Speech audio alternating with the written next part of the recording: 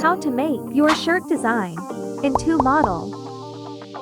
First of all, you prepare your shirt design. I have my own shirt design that I have made ready. Open Capcut.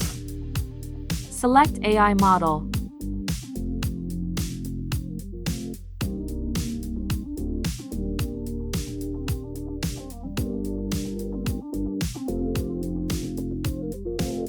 You can choose any character you want to use. Select your shirt design. Already upload to AI model tools.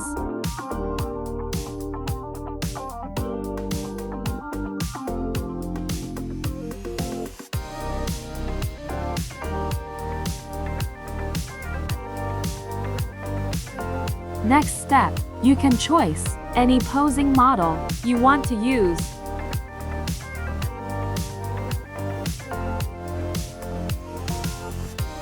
Don't forget to subscribe my channel for more tutorial editing.